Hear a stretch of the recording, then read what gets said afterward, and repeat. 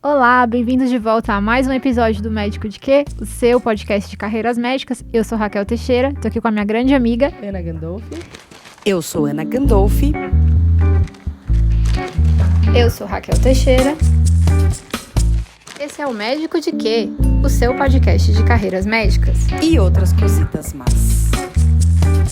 E antes da gente apresentar o nosso convidado da semana, a gente queria lembrar que o Médico de Quê vai ao ar toda segunda-feira, ao meio-dia. E se você está assistindo a gente no YouTube, não se esqueça de se inscrever no canal, deixa um like nesse vídeo, compartilha com alguém que você acha que se interessaria por esse conteúdo. E se você estiver vendo ou ouvindo no Spotify, entra lá, dá 5 estrelas, compartilha nos grupos de WhatsApp com seus amigos que gostem desse tema. Isso ajuda que o algoritmo entenda que esse é um conteúdo relevante e entregue para mais pessoas que tenham um perfil parecido com o seu. Recado. Dito isso, Isso, recado dado. E aí, Ana, quem que a gente vai entrevistar essa semana? essa semana a gente está com uma pessoa especialíssima. Eu conheço há pouquinho tempo, acho que uns 18 anos, mais ou menos. Talvez mais.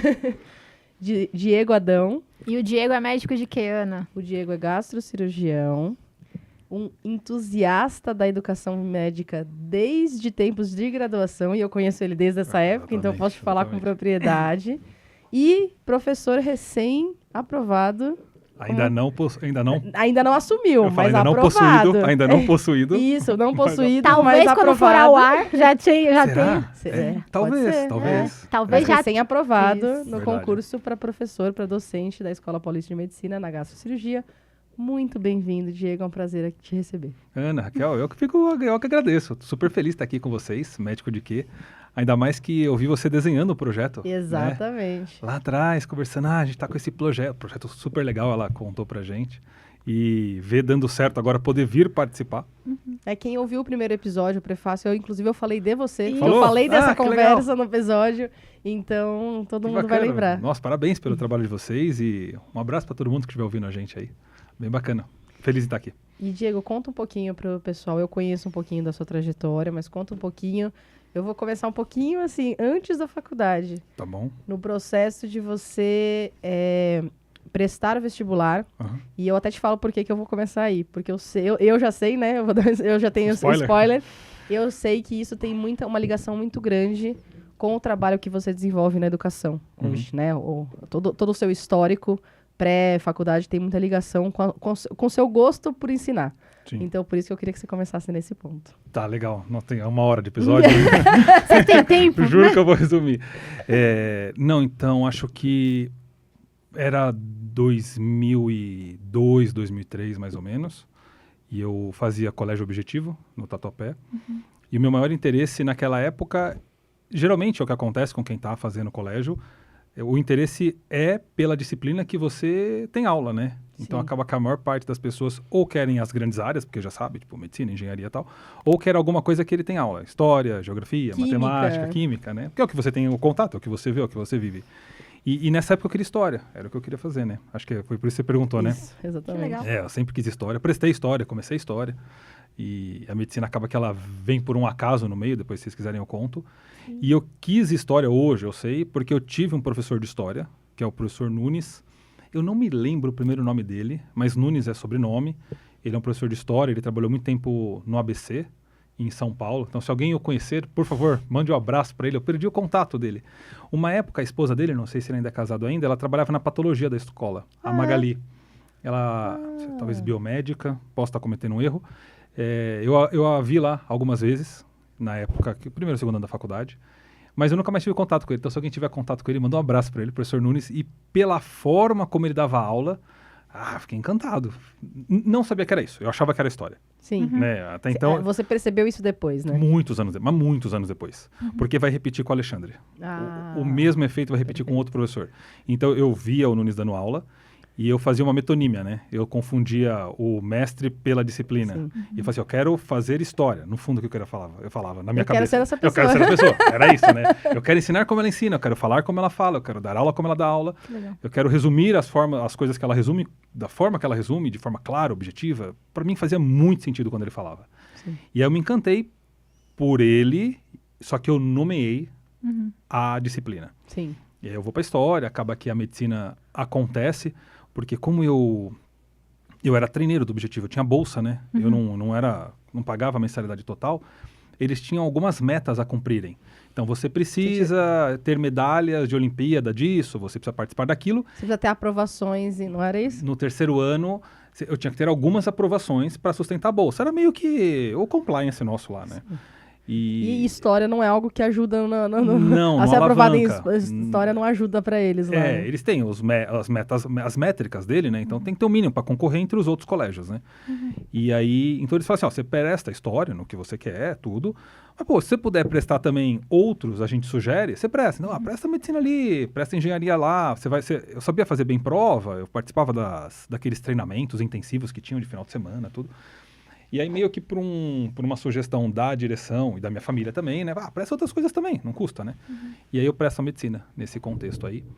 E aí eu sou aprovado, já um pouquinho depois da aprovação da história. Ela vem depois, né? Porque a medicina na escola era março, se eu não me engano, e a história era um pouquinho antes. E aí eu entrei numa crise existencial. Eu imagino. Então eu ia falar, rolou uma crise, não rolou? Total, absurdamente. Porque o sonho... Tem um livro muito bom do Orígenes Lessa, chama O Feijão e o Sonho. Não sei se vocês conhecem. Não conheço. Em que ele é um poeta e ele quer fazer poesia. Só que fazer poesia implica um ócio, né? E ele tem família, tem filho para criar, tudo. E a esposa dele quer que ele traga o feijão para casa. E aí o livro é todo um diálogo, acho que maravilhoso. Leiam, se vocês não querem, leiam, é muito bom. A gente vai deixar aqui com certeza Deixa como sugestão. E é um diálogo, um conflito entre o feijão e o sonho. Né? E eu entrei num conflito desse, né? Falei, cara, meu Deus do céu, o que eu faço, né? Uma maior garantia, teoricamente, de estabilidade financeira, de emprego, né? Já que a medicina tem era melhor nesse do mercado, ou o sonho, né? Entrei num conflito e tal. E o argumento que venceu foi o de um professor meu de biologia, o professor Barros. Abraço para ele também. Ele falou assim, Diego, o que é mais fácil entrar depois se você se arrepender?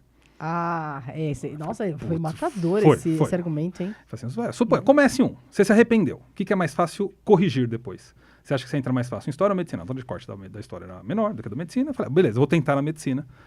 E se der errado, eu faço a história depois. Perfeito. E aí eu fui pra medicina, mas aí não deu errado. Não deu errado, eu acho que não deu errado. Não tô bem sério disso. Mas, eu vou fazer uma pausa só para dar um salve aos professores de história. Porque você é o terceiro quase professor de história que vem aqui. Isso. Parece que é raro, mas não é. Foi o O Darizon, o Nelsinho, então, o episódio de psiquiatria do Nelson Trentini, o episódio do Darizon de medicina de família, comunidade. E provavelmente deve ser nesse estilo que você falou. Se eles fizeram medicina e se deram tão bem na medicina, provavelmente é porque eles se apaixonaram por um professor de história, né? Da maneira como ele colocava as coisas e quiseram fazer. Então, um salve para os professores de história. Eu tive professores de história fantásticos. Eu só não desisti porque eu vim daquela história de medicina desde sempre. Sim. Então, eu sempre quis medicina. Mas até hoje, eu leio muito sobre história. E toda vez que eu leio sobre história, eu lembro dos professores. Assim. Então, realmente, um salve para os professores de história aí. Com certeza. Por aí. E que eu não faço injustiça, né? O Nunes, ele foi o modelo que eu elegi. Mas eu tive outros maravilhosos também, né? Mas depois o que vai acontecer? O Alexandre vai emular esse modelo igual. Porque eu fico Pode pular para isso? Pode. Porque eu fico na medicina, e aí tem aquelas inconsistências, aqueles desgostos, outros prazeres, tal. Isso mais ou menos que se encaixando, né? Você vê que na faculdade dá até pra você estudar medicina, né? Dá até pra tanta coisa, né? Dá até pra estudar. Dá até pra estudar medicina. Até pra estudar medicina você pode. Impressionante, dá até pra estudar medicina. E aí você vai pra uma liga daqui, liga daquilo. Aí eu me encantei pela saúde mental. Falei, cara, vou fazer psiquiatria, achava animal, a questão dos quadros, do cinema. Eu sempre tive os dois pés nas humanas, né? Os dois pés é muito bom. Eu nunca estive nas biológicas. Nunca tive sonho de ser médico. Muito pelo contrário, né? Nunca tive gosto, assim, nunca foi um sonho. Foi ofício. A medicina, na minha vida, nesse período, foi ofício mesmo, né? Foi uma profissão mesmo, né? Trabalho, né? Isso. Até porque não te define, né? Muito pelo contrário. Não, muito pelo contrário. E aí, no terceiro ano, a gente rodava na anatomia topográfica. Isso. E aí, de novo, surge um professor. E aí, a psicologia vai trazer aí se representavam meu pai ou não. Fiz terapia. Cavoquei buracos extremamente profundos. Como diz a Raquel. Exatamente. A Raquel falou vários momentos do episódio Podemos dela. levar pro divã. Olha, isso aí eu tenho que resolver no divã. Exato. Será que era um professor no fundo? Será que era meu pai, né? Uma figura paterna, de certa forma. E engraçado que eles chamavam você de filho. Eles me chamavam de filho. Sim. Então tem uma dualidade ali de uma necessidade dos dois. Uma referência e contra-referência. Com certeza. Com o professor Alexandre Cardoso. Esse é o teu contato. Um beijo pro senhor, um abraço. Adoro o senhor. Eu vou mandar um episódio pra ele, com certeza. Manda. Ele tem um papel decisório na minha vida, assim. O que o Nunes empurrou, o Alexandre, sabe, deu aval. Foi um negócio bizarro. E aí, de novo, a forma como o Alexandre ensinava. E acho que foi quando eu te conheci, né, Diego? Foi. Você era monitora. Eu era monitora. Você era monitora. Foi nessa época. E a forma que ele explicava, que ele resumia, a propriedade com que ele falava das coisas, a autoridade que ele tinha natural em anatomia, mas na verdade era em tudo. Tudo que ele falava com uma propriedade absurda. Como ele organizava as ideias, ele dava preâmbulo, ele colocava premissas e depois fazia a conclusão e resgatava o assunto e sabia o nome de todo mundo de cor. Eu falei, cara, esse cara, ele não é que ele dava, ele dominava aquele anfiteatro fisicamente falando. Ele dominava 120 pessoas, assim. Absurdo, não, cara. E com uma cara de dificuldade alguma em fazer Nenhuma, isso, né? com naturalidade. Eu falei, se esse cara abrir uma seita, eu sou discípulo, né? Se ele montasse uma seita, eu ia, Não, né? aí não. Então tinha essa questão meio mística, né? De uma seita, e foi exatamente por causa disso que eu decidi fazer a cirurgia. Então, de novo, você escolheu, por causa da pessoa, você escolheu a área que aquela pessoa desempenhava. A mesma coisa. Não tinha maturidade de entender que eu queria fazer era aquele modelo de ensino, e achava que se eu imitasse as escolhas, seria parecido. O produto seria... Seria o mesmo, né? Mas nesse ponto, você já tinha claro para você a sua ligação com o ensino, pelo menos? Ou ainda não? Indireto. Se eu sabia que eu gostava de falar, de dar aula, se tivesse um seminário, por exemplo, seminário de grupo, lembra? Então, tem um tema, tem que fazer um grupo. Enquanto eu via que alguns colegas sofriam porque teriam que falar, eu adorava. Ah, não, eu gosto da aula, eu gosto de falar, deixa que eu vou lá na frente, não tem problema nenhum. Eu era representante de turma. Eu lembro bem disso. Né? Eu era representante da turma, então eu gostava de ir lá na frente, tentar organizar, explicar, montar. Sempre a comunicação fez parte, de alguma forma, Mas você da não minha tinha vida. tão claro essa parte educacional. Não, assim. as pessoas falavam, você dá aula bem, você ensina bem, você é professor, vai pra monitoria. Todo mundo sinalizava. Só que eu achava que era... sei lá, uma habilidade, não como carreira, né? Não via que isso seria a escolha. E também nem entendia que era possível fazer isso como escolha. Mas, eu posso fazer algo e isso vai me ajudar junto, né? Não tinha muito essa noção. Mas eu acabei indo para a cirurgia, e só que aí na cirurgia eu não tinha oportunidade de dar aula, né? Porque eu tinha que operar, né? Eu era cirurgião, afinal de contas, né? E aí eu comecei a sofrer. Não gostava disso. E aí você sempre transfere a responsabilidade do sofrimento. Claro. Ruim porque o sistema do SUS é ruim. Ruim porque o hospital privado não sei o quê. Ruim porque o convênio explora o médico. Ruim porque esse paciente não sei o quê. Mas o não conforme, né? Igual você falou no bastidor agora, o não conforme era eu ali naquele momento. Até que, quando foi um insight, eu estava fazendo uma cirurgia, uma vesícula,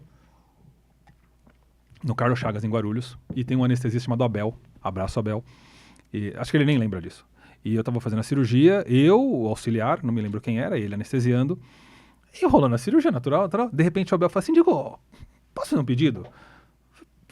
Eu me toquei, né? Fala, Abel, você poderia parar de narrar o que você está fazendo? Explicar, que eu não sei pra quem? Eu não aguento. Ele se irritou. Porque mas você não estava no contexto de ensinar ninguém. Você tava Nenhum. Eu estava operando com auxiliar. Um auxiliar... paciente, desse a 8ª cirurgia do dia, 20ª cirurgia da semana, sei lá quantas eram. Eu ia no Carlos Chagas todo sábado. Você já tinha acabado a gastro nesse momento, não? Você já tinha feito só a cirurgia geral? Tá, entre a geral e a gastro. Tá. Entre a geral e a gastro. Talvez o R3 de gastro. Não vamos lembrar. Mas não tinha terminado ainda, mas estava fazendo... Não tinha terminado, mas eu dava plantão. Era de sábado. Eu acho que eu era residente ainda. Porque depois eu vou pegar o sábado da escola como plantonista. Sim. Então, provavelmente eu era já era cirurgião geral, mas não tinha terminado o gastro ainda. Fazia vesícula, hérnia, essas coisas, né? Tinha um cirurgião, o Coronel Cônsulo, ele me levava pro Carlos Chagas, e aí lá eu fiquei, por um bom tempo. E o Abel fala isso, assim, pelo amor de Deus, cara, fica quieto, ninguém aguenta mais você ouvir você falando. Você fica explicando, a visão de segurança, pro inferno, vai dar aula, ele fez. Vá trabalhar com residente, não aqui. Aqui não é o seu lugar. Aí abriu Daí uma caiu a luz, ficha. assim. Isso! Puta, 30 anos pra entender.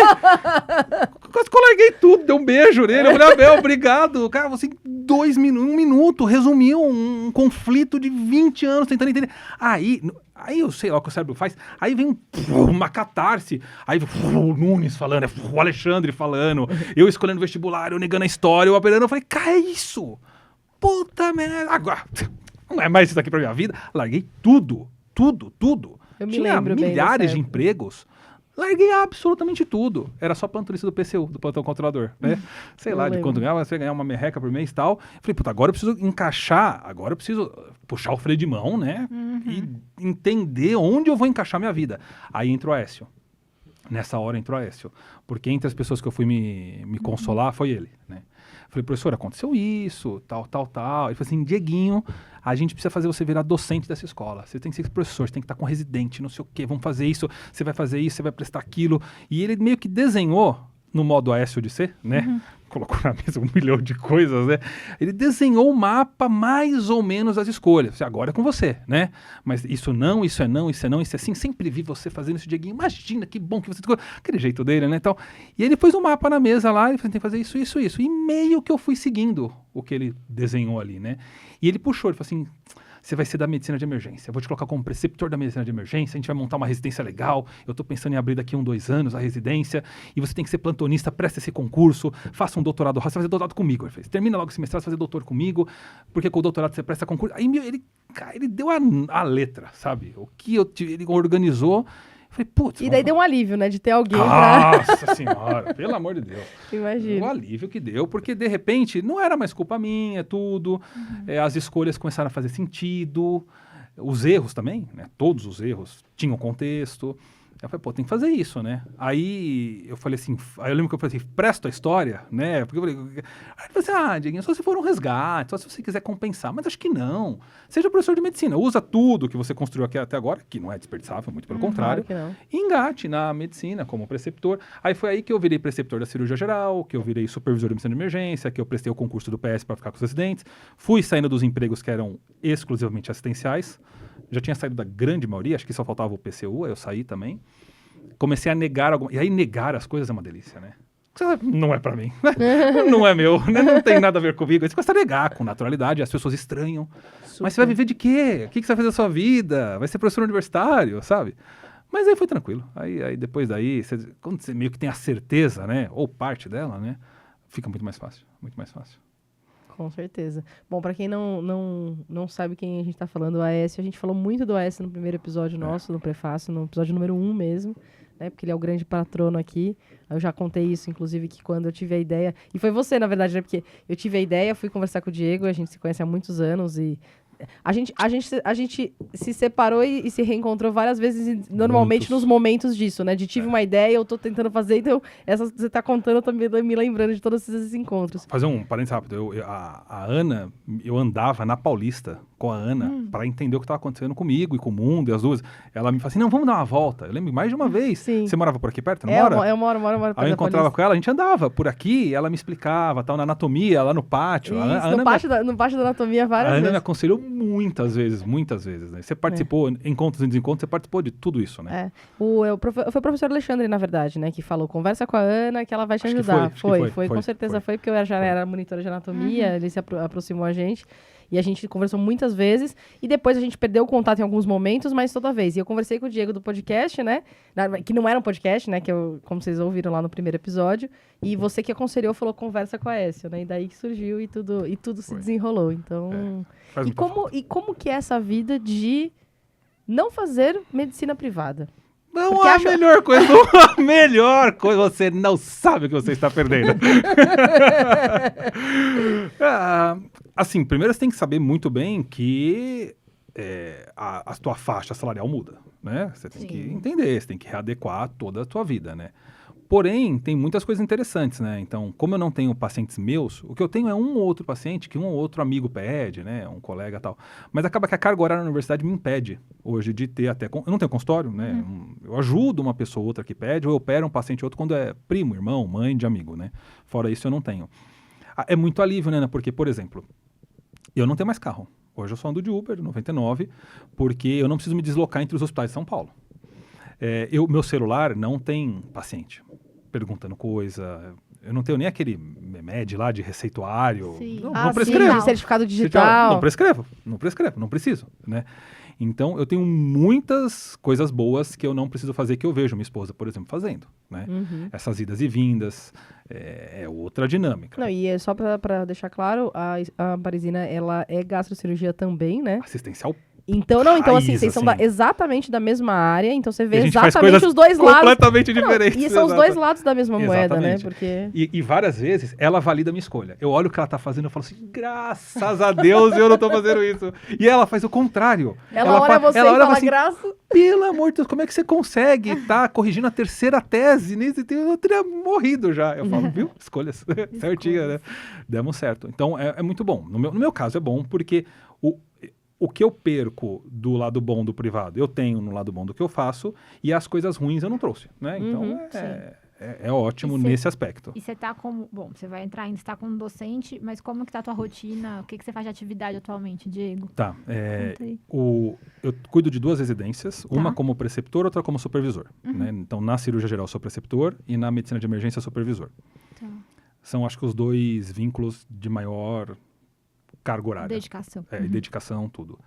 E esses 2 vínculos, eles estão ligados a um cargo assistencial no pronto-socorro, em que eu sou plantonista, e diarista, né? Então, eu faço a preceptoria no pronto-socorro e fora do pronto-socorro, mas a grande carga horária é no serviço de emergência.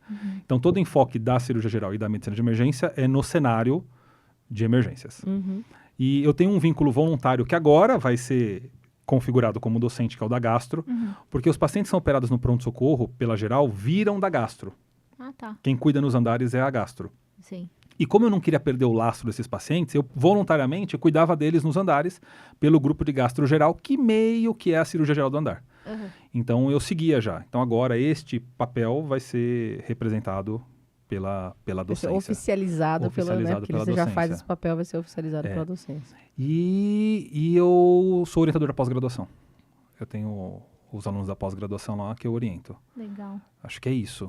Muito bom. Aí de vez em quando pinta uma aula numa liga, Claro. mas aí são coisas muito esporádicas, porque não dá tempo, né? Porque as 2 residências, mais a gastro, mais o PS, mais a pós, que meio que consome quase todo o tempo. E a tua carga de docência, o teu trabalho como docente, ele é muito voltado para residência, pelo que eu entendo, né? 90%. Conta, bom, enfim, pra gente, aquela que também tem algum contato com residente, se você encontrou, para além das pós-graduações que você fez e do teu caminho, alguma especialização ou alguma forma de se, vamos dizer assim, de teorizar sobre o que é residência médica, como organizar, como melhorar, ou como a gente pensar fora da caixa e trazer a residência médica. Modernizar pro século algumas, XXI. alguns Perfeito. tipos Não, de, ótimo. algumas Né? modalidades de educação. Eu acho que eu tive 3 fases, vai.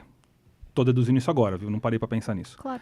Houve uma fase em que eu cuidava das residências de forma totalmente empírica, em que eu reproduzia o modelo que eu tinha me formado e aprendido. E acrescentava coisas que, tipo, eu gostaria Exato. de ter tido.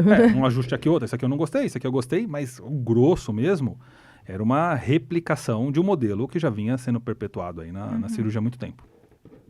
Aí 2 coisas aconteceram que me fizeram amadurecer sobre ensino. A primeira foi o próprio professor Aécio, então eu convivi com ele, construindo a medicina de emergência, vendo como ele cuidava do curso médico, né? Ele foi responsável pelo curso médico por muitos anos. E ele participou por muito tempo daquele projeto de educação. Tem um no Nordeste, outro na USP, eu não vou lembrar agora. É um grupo de médicos e professores. Como que é o nome disso? Bom, a gente vai Eu deixar esqueci. escrito Eu esqueci. pra vocês. É uma sigla, tá? Que é como se fosse a Serem, né? Tá. Dos alunos e do ensino médico. Tem um núcleo no Nordeste, acho que é no Ceará, se eu não me engano. Acho que é mesmo. Tem um núcleo na USP, que é a Patrícia e o Milton, que cuidam. E eles capacitam médicos em pedagogia, andragogia, por assim dizer. E o professor Essa era muito bom nisso, né? Ele tinha uma formação de simulação e tal. Muito sólida, né? Muito sólida, muito sólida. Ele me apresentou isso daí, então eu falei, caramba. Talvez eu precise ter uma bagagem maior para fazer o que eu faço, Exato, exatamente. E aí ele me deu um curso de capacitação para residentes. Primeiro um da própria escola, que era um final de semana, eu gostei, e depois ele me deu um anual, que é um pelo PROAD SUS, eu fiz no Oswaldo Cruz. Legal. É um legal. curso Alguém já citou esse curso aqui. Foi Muito bom. Deve ter sido o IAR, porque o IAR que O falou IAR do PROAD citou, SUS. e eu super me interessei, eu não Pode conhecia. ser. É um Que curso legal. anual Pois é. de Lá capacitação no Oswaldo. em ensino de residentes mesmo. Isso, em preceptoria de residência. Preceptoria de residência. Isso. Minha preceptora foi a Andrea, que é o PROAD, via PROAD SUS. Então, para mim foi gratuito, mas eu imagino que as alguém arcou com isso, claro, né? Alguma instituição. E aí eu entendi. Eu falei, bom, existe técnica, existe teoria, existe metodologia e dá para melhorar muita coisa, muita coisa. O problema é que você precisa de equipe, precisa de verba. Claro. Então, primeiro eu fiz aquela seleção inicial. Falei, o que eu consigo de hoje para amanhã, só com uns papéis, uns PowerPoints, mudar. Né? Bom, isso eu mudei. Aí, com o tempo, a gente vai convencendo as pessoas, aí foi estruturando. E aí teve a terceira fase, essa foi a segunda fase, né? Em que eu apliquei esses conhecimentos à residência. Então, sistemas de avaliação, avaliação formativa, feedback, debriefing, autoavaliação, um monte de coisa a gente fez na geral. O pessoal assustou até, né? Que isso na cirurgia não tinha. Imagina. Aquela, que eu vou fazer o meu disclosure, né? Eu fiz clínica médica, o Aécio foi por um período preceptor, depois supervisor da residência de clínica, depois eu fui preceptora e vice-supervisora do programa de clínica, e a gente já tinha avaliação 360, autoavaliação, mensal, enfim, tudo isso aí. Isso tudo o Aécio já imagina. tinha implantado na clínica médica há 10 anos atrás. Sim, não, né? ele é um cara que... É brilhante. E ele começou tudo isso, também não tinha nada disso antes. Exato. E aí, quando ele foi me apresentando essas coisas, Brilhante, né? eu disse, Diguinho, avaliação 360, você não precisa fazer assim, pede pro enfermeiro avaliar o residente, pede pro R1 avaliá-lo, o R1 avaliar o R2 e tal. Falei, cara, isso é simples de fazer, dá pra fazer. Aí a gente começou a implementar. Que legal. Então, enquanto ele construía a medicina de emergência, eu adaptava, Pra cirurgia. copiava coisas pra geral. E aprendi muito. Copiava com autorização, tá tudo Sim, bem. copyright, tinha copyright, né? Aí, e depois o curso. Que Né? legal. O curso deu uma base mais sólida e tal. E a terceira fase foi qual? Aí eu percebi que este método tinha algumas falhas, né? Porque ele é uma adaptação do modelo de ensino das humanas, né? A maior parte dos pedagogos, Você estava falando, eu pensei nisso. os sociólogos, os pedagogos tal, eles são muito fortes nas ciências humanas, que tem toda uma estrutura que é diferente de uma ciência biológica. Então eu percebi que algumas coisas as pessoas fizeram também um cópia-cola direto. Então o indivíduo é formado em sociologia, sei lá, história e tal, e ele é formado em andragogia ou metodologia de ensino deste grupo. Aí eles fizeram um cópia-cola para a medicina. Eu tenho hoje eu enxergo que tem coisas que definitivamente não funcionam bem desta forma, dá para melhorar. Então hoje eu enxergo um pouco diferente o ensino médico de graduação e de residentes, e aí eu fui fazendo ajustes na cirurgia, na medicina de emergência, e a gente está chegando num modelo que, ao nosso ver, é satisfatório. Claro que dá para melhorar muita coisa, mas tá interessante agora. Eu acho que tá mais naturalizado pro médico, pro residente. Tá. E como foi a receptividade dessas mudanças? Tinha que ter uma polêmica, né? Claro. Coleguinha. Não, assim, dos residentes também, mas assim, principalmente dos residentes mais velhos, né, que eles pegaram uma transição, Foi. mas o que eu queria saber é principalmente do corpo clínico que estava ali. Isso. Né? Porque eles viveram uma outra residência e, querendo ou não, você era mais novo implementando algo e, né, a gente sabe que isso gera... Sim. E, assim, eu como cirurgiã sei que nas áreas cirúrgicas existe uma hierarquia também muito grande, então isso talvez tenha... Né, e um conservadorismo também muito grande. Com certeza. Eu acho que numa primeira fase também houve um estranhamento. Que negócio é esse, né? Mas eu nunca fiz nada muito abrupto, né? Eu não fiz assim, este ano mudaremos tudo. Então, assim, esse ano vamos tentar tal coisa. Aí sempre conversava com o chefe, alguém mais velho, pedia um respaldo, fazia a ideia não ser minha, sabe? Sabe aquela ideia não é minha? A ideia Você planta na cabeça de alguém, né? Professor, eu estou com muita sede, tem uma caneca aqui, existe um líquido que mata a sede. Digo, você não toma água. Que ótima ideia, professor, tomarei água. Então, meio que a gente fazia isso, eu dava as cartas, assim, as ideias, falava assim, olha, tá funcionando na clínica, tá funcionando na medicina de emergência, será que a gente poderia tentar? Vamos tentar. Então, de pouquinho em pouquinho, a coisa foi construindo de tal modo que algumas pessoas, quando viram, falaram, o que esse negócio tá aqui? Tá aqui há 2 anos já, tá funcionando. Aí não tinha como contra-argumentar, sabe? Porque já tinha dado certo. Porém, algumas outras coisas não, principalmente em conduta, porque talvez o que mais impactou na cirurgia via Aécio foi a medicina baseada em evidências, né? Sim. Porque a cirurgia sempre foi medicina baseada em opinião de especialista. A experiência do cirurgião sempre foi o que mais contou, né? Isso na escola e alguns centros brasileiros. Né? Se você fosse pegar a literatura, já estava... Já não era. Imagina, Cochrane já existia. Não, sim, né? sim, já estava bem consolidado. Então, a hora que a gente fala assim, olha, nesse caso, a tua opinião não conta muito, sabe? O que conta é a melhor evidência disponível. A melhor evidência disponível é meio diferente da tua opinião. Tipo, a gente não fecha a parede abdominal com este fio, a gente fecha com esse outro, porque os trabalhos mostraram que dá menos hérnia. Isso. Mas se eu fecho há 30 anos e nunca deu hérnia, então deu. Deu, é que não foi pra Que não você. foi mensurado, É que não né? veio pra Não, você. e não e foi a pra gente- você, Não foi ele pra foi provavelmente pra outra tudo. pessoa, Então, né? assim, ou então você fala assim, então você não quer publicar esses resultados? Pra desviar o Desvi- diâmetro da meta-análise pra pro seu abrir- lado? Pra abrir a discussão discussão com o discussão. coleguinha que publicou e disse que era Então, isso melhor foi do muito outro resistente. jeito. Foi Imagina. muito resistente. E a gente tá aqui, os três fizeram pós-graduação na medicina Exato. baseada em evidência, né? Então a gente tem esse Você sabe baita desse exatamente viés, o né? que eu tô falando também. Você Não, mas basicamente... esse é um bom viés. Não, não, Eu queria e- acho que sim, né? Dos viés possíveis, acho Esse que é esse é bom. bom. Não, é um viés bom, sem dúvida, mas você teve, na verdade, a minha orientadora e a orientadora da Raquel juntos, basicamente, Raquel Rieira, né? beijo, professora. Exatamente, um beijo pra professora Raquel. Mas assim, eu tenho a impressão, e daí de novo, talvez seja um pouco polêmico, mas eu tenho a impressão que essa questão da medicina baseada em evidência, principalmente em relação a condutas, ela é muito mais difícil de ser implementada nas áreas cirúrgicas. sombra de O dúvida. famoso, na minha prática, funciona Sem sombra na de dúvida. cirurgia, de maneira geral, na cirurgia SP. Não, sem sombra de dúvida. Porque uma coisa é eu te falar assim, olha, a medicação que você prescreve não funciona mais, tem uma nova. Tá? Entre você e o efeito da medicação, tem muitas etapas. Agora, tipo assim, a técnica que você manualmente vem fazendo E que não, você é bom em fazê-la. Esse não é o grande funciona lance. mais. Você precisa mudar a forma como você opera. Cara, isso daí incomoda muito, porque mexe com tradição, mexe com ego, mexe com isso que eu ia vaidade, dizer. mexe com muita E coisa, mexe com né? treinamento. Porque Treinamento, muitas vezes ele tudo, vai ter que tudo. retreinar, sei lá, porque ele vai, não é reaprender. Exato. Tudo isso. Então, cirurgiões com mente mais aberta, pro Dr. Sum, por exemplo. Ele adorava. Ele falava assim, nossa, eu não acredito que isso estava aí, a gente não sabia, vamos implementar, vamos testar tal. Em consequência, outros, né, já não gostavam. Isso daí é modismo, daqui a pouco muda, é coisa de jovem. E a gente já está formando cirurgiões com as cabeças mais abertas? A pergunta da clínica. Sim, sim. Não, mudou muito. Que mudou bom. muito, graças a Deus, Que mudou bom. muito. Não só por efeito nosso, mas por uma não, pressão claro, pela externa também, conjuntura. pelo conjunto. Hoje os residentes entendem o que é medicina baseada em evidências, o que é opinião de especialista, que a residência não dá para ser massacre, que tem que respeitar 60 horas semanais, que tem que ter uma aula mais leve. Hoje mudou muito, sabe? Que A gente bom. tem a cirurgia geral, imagina, antes as pessoas se agrediam fisicamente. Eu apanhei na minha residência. Ah, que loucura isso. Cheguei a tomar cabeçada, soco, e meio que era o método de ensino. Não, assim, eu Né? tive, eu quando fui residente da clínica e a gente dividia tudo, aquela da época pré-medicina de emergência, então a gente dividia o pronto-socorro, a cirurgia e a clínica, eram relações difíceis, assim, né? E ainda não deixam de ser, porque, gente, isso é importante a gente saber, há sempre atritos entre especialidades, entre colegas, discussões que podem ser profícuas até e importantes pelo bem do paciente. Mas tinha umas coisas que a diferença de atitude, de forma de organização era tão grande que é isso, respingava nas Com outras certeza, especialidades, com né? certeza. E com razão, Não né? precisa, né? Porque você de fora tá vendo uma coisa... Isso, você tá vendo os acontecer. abusos, Exato. né? Meu Deus, só ninguém faz nada.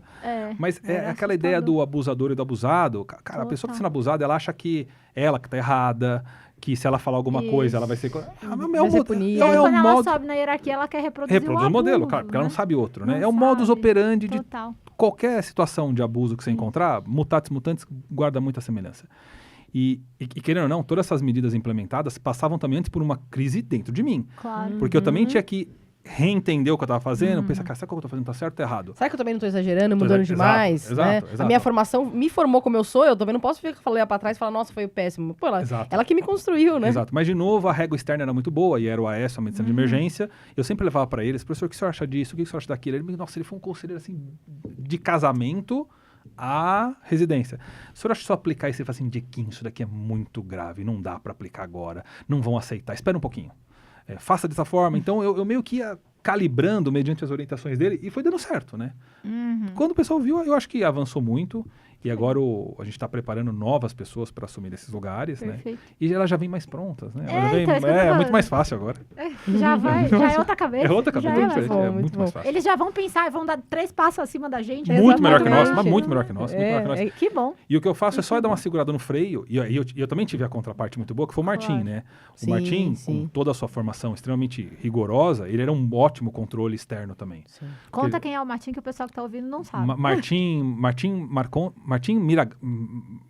Martim Castilha. Tem um nome do meio que eu não tô lembrando agora qual É, que é. então tem o nome do meio Mas mesmo. é Martim Castilha. Martim Castilha foi um horizontal do pronto-socorro, uma pessoa muito querida, me ajudou demais. Um abraço, Martã. Acho que foi a primeira vez que a gente teve um horizontal no PS da cirurgia, Foi. salvo Isso engano. é isso que eu ia falar. né? Acho que sim. Na minha Eu acho que realidade não também. Organizado, sem sombra de isso, dúvida. de ter uma isso. pessoa responsável pela horizontalidade do PS, enfim. E o Martim marcou muito para mim a transição das gerações. Perfeito. Porque ele é um indivíduo que ele foi formado no modelo antigo e ele aceitou muitas coisas do Perfeito. novo. E como ele tinha muita autoridade, ele topava. Deixa eu tentar isso, deixa eu tentar aquilo.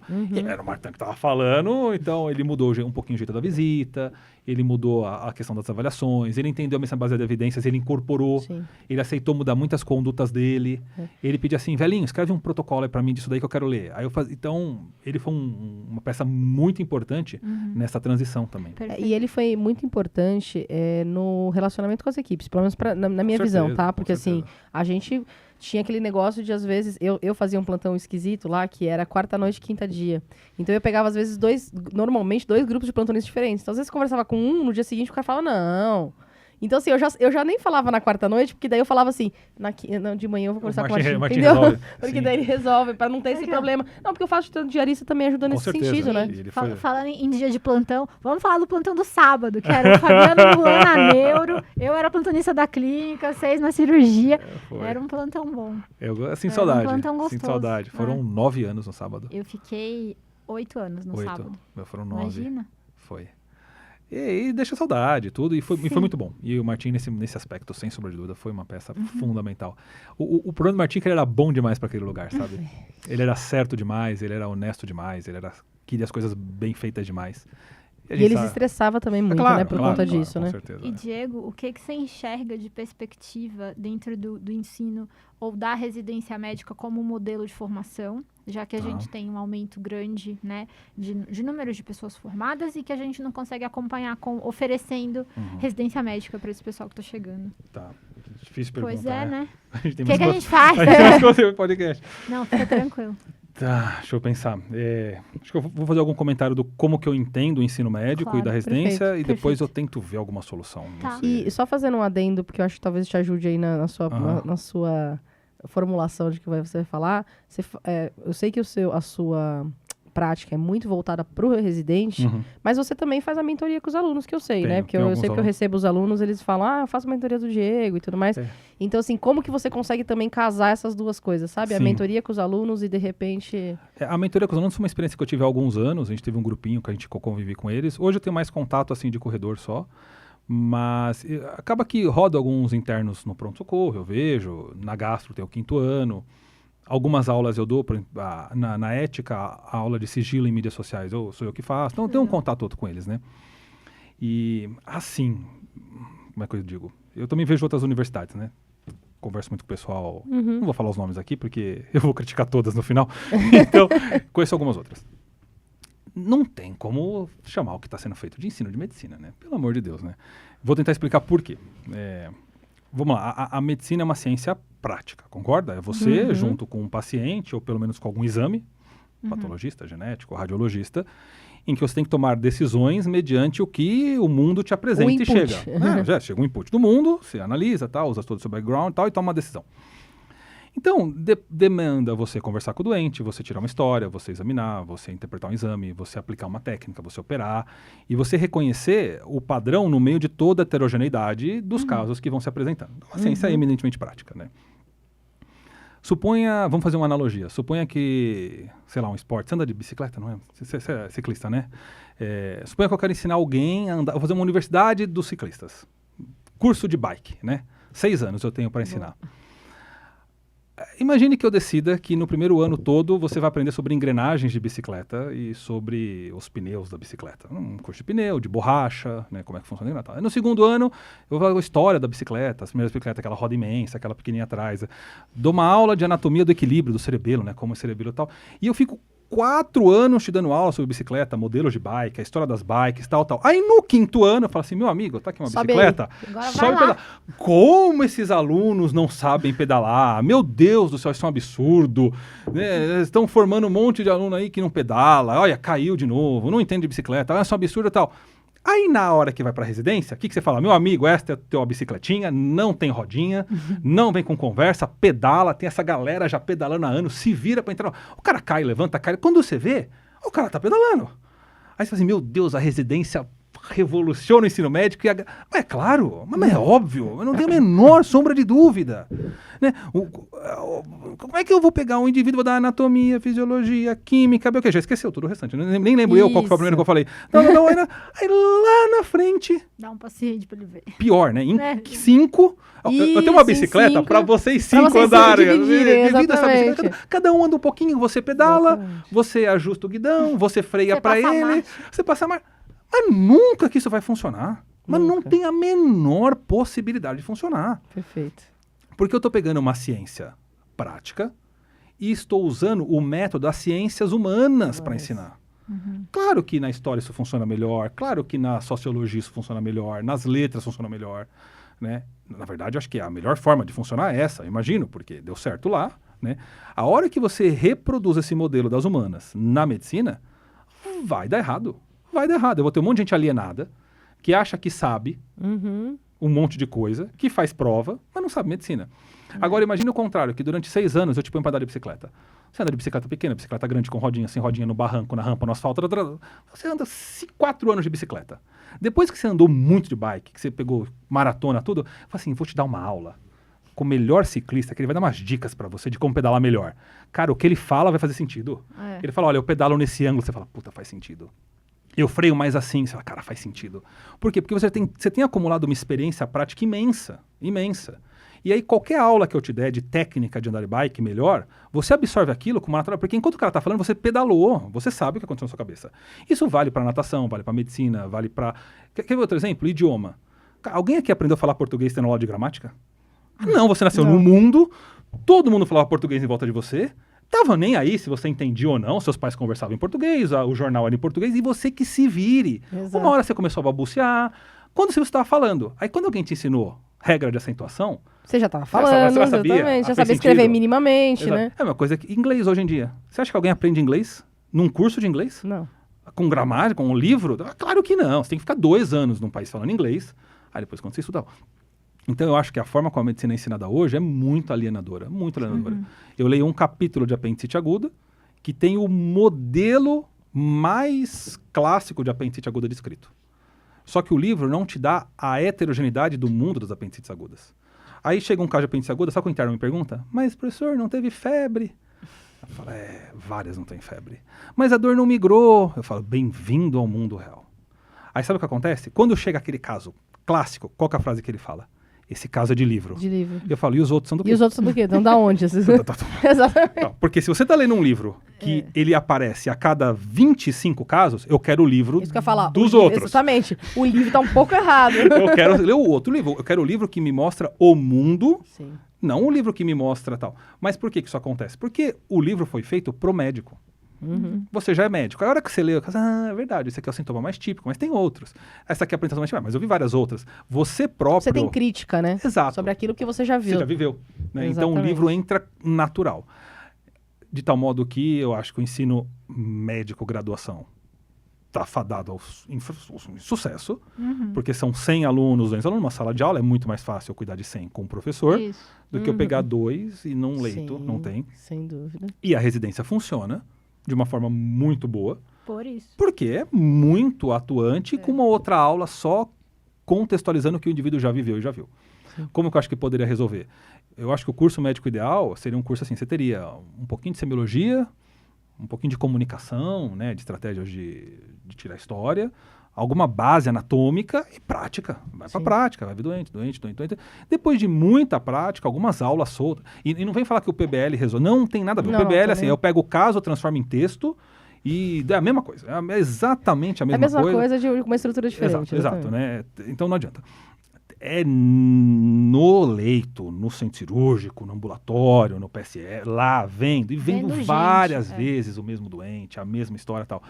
Agora, como é que isso... Não sei se isso... eu acho que eu sei uma solução, mas eu não tenho a menor ideia como isso seria implantado. Como seria implantado. Não, mas a discussão aqui é filosófica mesmo, tá tudo bem. Uma coisa que eu vejo aí, de quem tá de fora, porque vocês fizeram a mesma graduação, né?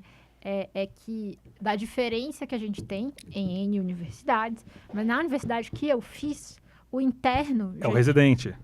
É o que se pensa de R1. É lógico, é por isso E que assim, funciona. a gente, as meninas, de vez em quando a gente tem conversas aqui, nossa, mas você viu semiologia no quarto semestre. E aí eu já tava nas clínicas no quinto, enfim, no terceiro ano. Então, no internato, você já tem uma bagagem prática. Com Eu já certeza. atendi um monte de paciente. Quando chegava na endócrino, eu residente da endócrino, a gente recebia os alunos, eles ficavam em 8 numa sala pra ver um caso a manhã inteira. Eu falava, gente, isso é uma loucura. Eu falei, vocês um estão absurdo. enganando os Não, isso alunos. que eu falei, você Eu engana, falei porque você nunca vai ter tanto tempo pra ver um paciente. Você e tem não que tem- ele tem que E entender nem isso. compartilhar dessa Não forma. tem É sentido. passivo. É melhor não ver. Porque é mais digno você não ver esse um doente em 8, sendo um caso de tireoide uma vez na sua vida, do que você pegar, tipo, vai no ambulatório de dispepsia e eu via lá 5 doentes com sintomas diferentes de dispepsia. E aí eu Isso. tenho algum repertório, eu crio Exato. repertório. Você tem Se eu não criar repertório- lastro baseado na realidade. Exato. Se eu não criar repertório, eu chego no internato assim, meu Deus, e agora? Achando que a semiologia que eu vi, aquela história de 5 páginas, é o que eu tenho que fazer no Exato. internato. E não tem espaço pra isso. Mas só que a hora Na que vida chegou os residentes da real, né? cirurgia, os R1s novos, É, existe um grupo de universidades que quando eu olho, eu falo assim, graças a Deus, ai, dá bom, né? entraram, não tem trabalho nenhum, É. vai dar certo. Existe um grupo que eu falo assim, vou ter ter um que pegar trabalho. na mão, Sim. cortar e fazer aviãozinho Porque é isso. no começo pra comer, Quanto porque mais é cedo muito você- alienado. Mas Quanto eu mais acho cedo você que- criar repertório, é o que você falou, muito melhor, porque você vai amadurecer o que é de verdade aquilo que tá lá no livro, que é uma coisa que quando você vai ler um livro de anatomia, o livro texto, não o coisa, é uma coisa absolutamente, sei lá. Mas mesmo Mas o é que eu Atlas, acho, que assim, a universidade, mesmo, e eu tô te falando assim, não tô falando só de universidade que acabou, que a universidade foi montada e depois, por exemplo, né, porque a gente sabe que existem muitos modelos de universidade que a universidade foi montada, primeiro e segundo ano, o cara olhou e falou, vou montar uma universidade, não preciso de hospital. Quando chegar no momento que eu precisar de hospital, eu arranjo hospital. Não, a gente sabe que aconteceu Sim, isso, sim. né? Mesmo na nossa universidade, que não é o caso, né, que é uma universidade mais antiga, como a UFC também é, que a universidade surgiu antes e o hospital foi, né, e que já tinha um hospital ligado à universidade, a impressão que eu tenho de muitos serviços, da maioria, é assim, existe um serviço assistencial montado, em algum momento o pessoal fala, Alguém ai encaixa. meu Deus, como a gente vai enfiar os alunos aqui? Exatamente. Meu Deus, os alunos têm Não, que mas a gente receber não tem que aluno. enfiar. A gente tem que ser construído para o aluno, de certa forma. Porque não é assim, vamos enfiar. Então, tipo, porque vira um objeto de decoração. Exato, Daí um eles souvenir. falam atualmente que eles falam atualmente que eles ficam de cone no ambulatório, por exemplo. De pele, de cone. Coitados. Porque é isso, assim, realmente vira um objeto de decoração. É, e o Raquel falou, ficam 6 olhando, e é tão covarde, porque você gera na expectativa a pessoa assim, ó, check Isso. Check, no vi, tireoide. do Vi, tireoide. já sei. Tô. Tá alienado, É, tá alienado, tá porque não alienado. sabe, acha que sabe. Eu chamo alienado por quê? Isso. Porque acha que sabe Acha que sabe e não sabe. E aí é... E daí, na verdade, essa é a receita também pra arrogância, né? Que Pra isso a tudo. gente também vê. Todos os problemas Muitas da vezes vem e indiante. fala, não, mas eu vi um negócio... Não, meu bem, aqui na prática a teoria é um pouco diferente. Então, assim... Na E prática, eu adoro essa frase, porque assim, de novo, né? Porque se você tá vendo na prática algo e na teoria é diferente, a tua teoria tá errada. É, A exatamente. tua teoria tá errada, porque a teoria prática tem que ser o quê? A A mesma? mesma coisa. Então, a teoria que você tá tendo não é a teoria do mundo real. Mundo Bem-vindo real. ao mundo real. Isso. Né? Despida-se, né? Não, como é que é tirar a roupa, né? Dispa-se. Dispa-se. Dispa-se. Dispa-se, é isso? Não sei. Se Pesquisa, né? dispa, sei lá. Tire Tire todas a as suas, roupa, todas as tá suas bom. amarras, todas as suas roupas, seus preconceitos e vamos começar do zero. Aqui é um paciente, aqui é assim, a gente faz assim. Começa. Isso. E eu falo para os residentes, o que eles têm que fazer? Imitar o R2. Falo assim, não se preocupe em ler agora, em ler texto, em qual livro, qual artigo, esquece. Você vai imitar como o R2 fala. Você vai imitar como o R2 escreve. Depois você vai entender por que você tem que imitar. Depois você entende. Fique Isso, tranquilo. isso. Só imita. E repete o que ele está fazendo, ipsis literis tal. Ah, mas e a minha autonomia e a minha personalidade? Ah, Ela vai aflorar em Vai breve. Deixa eu falar, calma. Ela vai aflorar. Pode ficar tranquilo que ela vai A aflorar. gente não vai matar a sua Não, personalidade. não. Você vai Tranquilo. decidir depois se vai ser um corredor de bicicleta de longa distância, se vai ser um de manobra. Mas agora eu preciso pedalar, né? Exatamente. Você precisa conseguir O mínimo. se deslocar minimamente. Exato, sem cair, sem matar ninguém atropelado, tal. Regras de trânsito, tal. E aí depois no R2 eu já sinto que eles começam a amadurecer. O R3 voa de uma forma muito natural, né? Muito natural. Porque a gente usa o que eu chamo de método natural. Eu não, né? A escolástica chama método natural. Você põe o indivíduo no mundo real e naturalmente ele vai absorvendo aquilo. Um Um vício ou outro você corrige, e depois você complementa com teoria. E aí a teoria entra de uma forma muito agradável Muito para mais quem já fácil. viveu o mundo. Sim, Né? sem dúvida. Porque tem como contextualizar, né? Exatamente. É uma coisa que eu sempre falo para os alunos, e eu já tive mentoria também durante muito tempo, atualmente não, porque na verdade a mentoria eu faço aqui agora, né? No Médico de Quevedo. Mas, assim, o que eu sempre falo que, assim, é uma coisa que me frustrava, porque, assim, eu sempre gostei muito de estudar, né? Eu entrei na faculdade como uma pessoa que gosta de estudar, anatomia para mim foi, putz, fantástico, fisiologia também. Só que, a hora que eu cheguei, por exemplo, na Biomol, né? Que eu não sei como chama isso em outras... Biologia Biologia molecular. molecular. É isso. Obrigado. Biomol, biologia Bases molecular. morfológicas da Isso, medicina. Ou bases... eu acho que atualmente até o nome é esse. Eu me vi, às vezes, tendo aula com alguém que não era médico, que eu acho que, assim, tá tudo bem, porque ele é o cara que mais entende daquilo, mas sem uma correlação. Então, por exemplo, eu ainda falo para os alunos, às vezes, quando eles passam comigo agora atualmente no 4º ano, eu falo, gente, por exemplo, biomol, eu tô, nossa, fez aquela cara, né? Eu falei, gente, sabe todos aqueles marcadores, sabe todas aquelas alterações de membrana, catenina, caderina, sabe todos aqueles? Eles, ai, meu Deus do céu, eu não gosto nem de lembrar o nome. Então, alguém explicou para vocês que a maioria dos quimioterápicos tem ação nesse tipo de coisa? Não. Eu falei, então, mas você não teria prestado mais atenção se você soubesse? Né? Sim. Porque é isso. E eu não falo nem de fazer uma correlação, assim, de dar uma aula de quimioterápicos ou uma aula de oncologia. Não, é só explicar qual é a aplicação prática daquilo. E daí vem um negócio que você com certeza já ouviu, porque eu já ouvi muito assim, mas o aluno não tem que saber por que a gente está aprendendo, ele tem que simplesmente aprender e ponto. Não funciona. Não, o ensino, inclusive, se você for estudar, você como estudou muito, você deve saber, se você for estudar métodos de ensino para adultos, a primeira coisa que fala é, o adulto, diferente da criança, ele tem que saber o porquê. Aprendizagem significativa. Porque senão ele não consegue absorver aquela tem matéria. interesse, exato. Então, assim, não vê um não é. fim. Mas não é má vontade. Ele não consegue absorver Exato, porque ele não vê o fim. Eu concordo. Então. Eu concordo. E aí eu acho que esse é o maior problema da graduação hoje. A residência, a da escola eu sou suspeito para falar, né? Porque eu que cuido tudo. Eu acho que os maiores problemas hoje já é o inverso, né? É o excesso de abandono, excesso de carga horária, é uma cobrança, tipo assim, como se o indivíduo também tivesse que saber tudo. Aí é você pegar a bicicleta, dá pra criança sem capacete, Dizer. sem nada, e fala assim, tá vendo aquele barranco? Chegue lá embaixo. Vai matar a criança, né? Não adianta, vai capotar tudo. Aí também acho que aí é o outro extremo. Sim. E aí você precisa ter o quê? Pelo menos na equipe dos assistentes, um capacitado em educação. Acho que não precisa ser todo mundo. É isso que eu ia dizer, mas as pessoas têm que se capacitar. Um capacitado em preceptoria, que assuma algumas responsabilidades. O serviço tem que entender que você tem que pagar para esse indivíduo. Então, você tem que monetizar essa função. A E gente ele- conversou já exato. sobre Já isso em outro teve E ele não episódio. pode ser monetizado paralelamente ao assistente. Não. Ele tem que ter Não. tempo protegido para ele montar a aula, para ele Isso. pensar na residência. Não adianta, né? Tem que dar dinheiro e tirar o indivíduo por um período Da assistência. da assistência. Sim. Não, e até pra você garantir que aquela pessoa tem aquele perfil, porque senão ela vai pra ele. Porque eu tenho medo de outra coisa, né? Monetiza, daí o cara fala, pô, é um incremento no meu Não, salário, também vou não. fazer isso aqui. Exatamente. Também não é bom, Tem nada a ver entendeu? uma coisa com a outra. Né? Não achar que é todo mundo que aprende, que é porque é bom médico que ensina bem. Isso. Todos esses mitos que a gente sabe que existem aí, então tem que fazer isso, e desde cedo. Então, eu acho que na residência já tem que identificar o perfil. Sim. Cara, essa pessoa aqui tem o jeito, né? Gosta, tem interesse. Vem cá, que eu vou te preparar, vou te dar um curso de preceptoria. Foi o que você fez comigo. Sim. Né? Então, mas não devia ser pontual, né? Deveria ser isso, deveria ser sistemático. Né? Organizado, com certeza. E aí acho que isso traria para a residência um pouco mais de robustez acadêmica, Sim. entender que residente não é mão de obra barata, que o indivíduo tem que descansar também, tal, e uma série de ajustes. A gente tinha a Caru, né, que ajudava a gente na parte do burnout, do sofrimento, reconhecer... Diz quem é a Caru, porque eu verdade. É a Carolina Cruz. Latorraca. Cruz Latorraca é uma psicóloga maravilhosa que ajuda a gente... Ajudou muitos anos a gente diretamente com os residentes.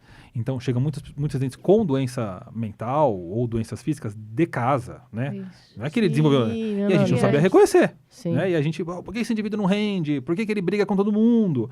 Aí a Carol fala assim, Diego, tem uma bipolaridade aí, a gente precisa trabalhar essa... Tem uma outra que é super difícil de lidar, que a gente tem muita dificuldade, ela que me ajuda. Borderline. Ela fala assim, Diego, esse residente é borderline, cara. A gente precisa entender isso. Eu falo, putz, cara, que bom que você falou, porque agora eu entendo por que ele reagiu assim. E tudo isso, né? E tem um apoio, né? A Escola Paulista tem o NAPREME, que é o Núcleo de exato. Assistência ao Residente, mas é importante que quem está nos ouvindo e esteja em outros serviços, que se você participa de um serviço de residência aqui, tem esse tipo de apoio, porque a prevalência de adoecimento mental na pós-graduação em medicina, especialmente na residência, é grande. O pico é mais ou menos 6 meses depois que a pessoa passou do tô agosto, super feliz e fui aprovado para tô trabalhando muito, então a carga, a chance de burnout existe, a chance de adoecimento em quem já tem ou quem não tem histórico de doença mental.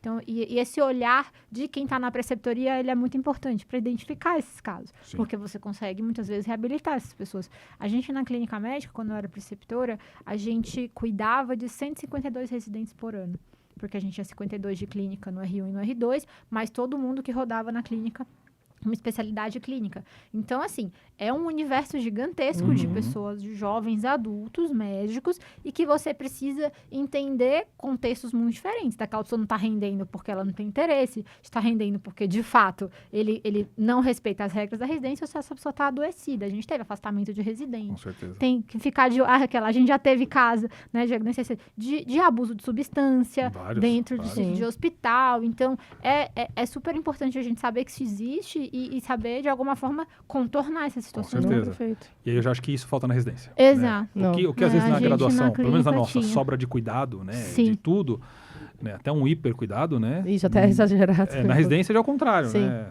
Já solta, né? Eu acho que é um modelo muito Exatamente. parecido com criar gente, criar filho, Sim. criar pessoas, né? Você hiper protege um tempo e depois quer que ele se vire sozinho. Não vira. Não Não vira. Não dessa forma, né?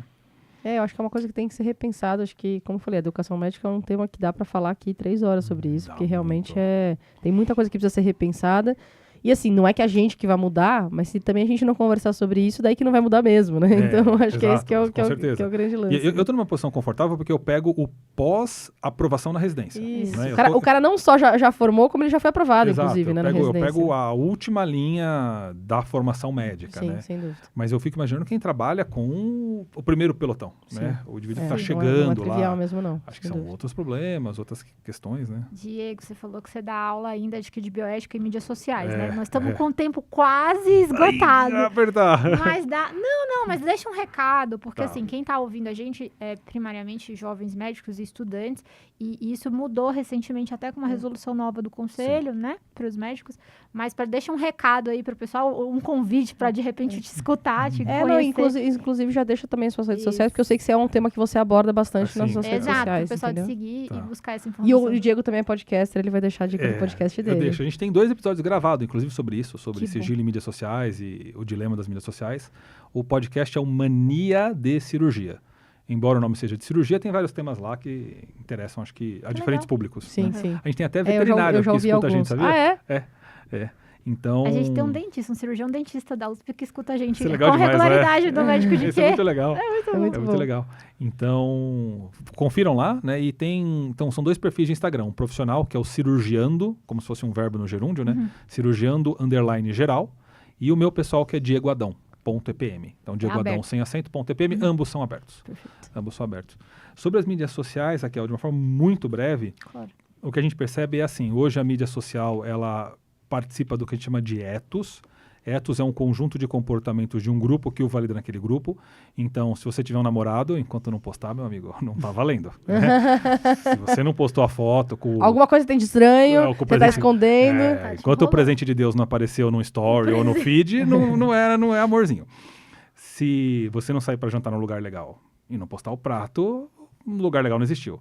Se alguém falece da tua família, um amigo, e você não Você fizer não um põe testemunhal, um luto, não valeu. Porque você não gostava o suficiente da pessoa. Exato. E aí acaba que, naturalmente, se eu não operei e não postei o caso legal, não operei. Se eu não atendi o caso diferente, não valeu, tal. Só que quando a gente discute isso, eu tô falando que eu tô pegando a informação de um ambiente livre, o restaurante, o cinema, tudo, e tô levando para o ambiente público. Tudo bem, né? Sua vida, suas coisas, faça o que você quer. Mas a assistência não é um ambiente livre. Perfeito. É um ambiente protegido. E precisa ser protegido.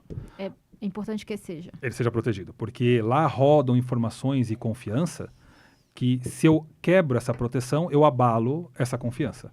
Por exemplo, estou de plantão, chega um paciente, que eu nunca vi na minha vida. Se eu pedir para ele ficar nu, ele fica. Se eu pedir para operá-lo, muito provavelmente ele deixa. Ele deixa eu literalmente entrar dentro dele enquanto ele está sedado. Cara, se alguém encosta em você na rua, você vai, por que você está encostando em mim? Lá não, você palpa, você encosta, você opera, você abre. A pessoa nunca me viu na vida. Por que ela confia? Porque tem um lastro social por trás da tradição da medicina, que ele sabe que aquele ambiente, até que se prove o contrário, é protegido.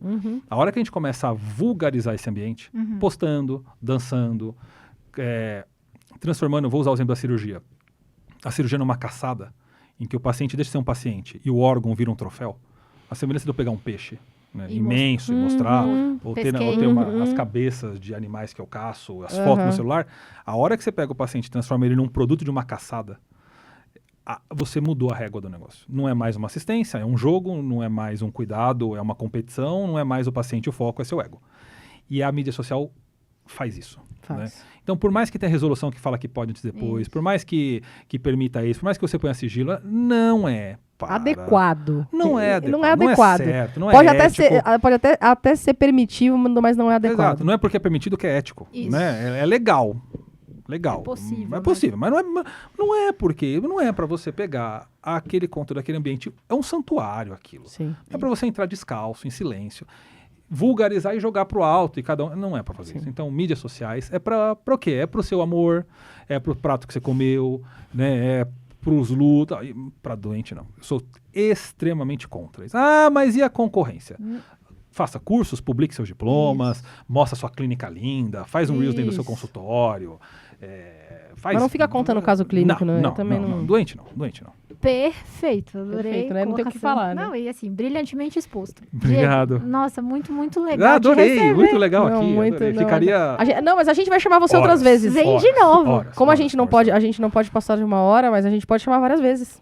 Posso Então, várias pequenas horas, exatamente. Vem de novo. Então a gente faz vários episódios. Eu adorei. Foi um prazer, como sempre. Conversar com você é sempre uma conversa longuíssima, que não acaba e a gente sempre fica com gosto de quero mais, né? Obrigado. Então, Raquel, onde as pessoas te acham? @endocrinofeelings. Lá também não tem antes e depois, né? No Instagram.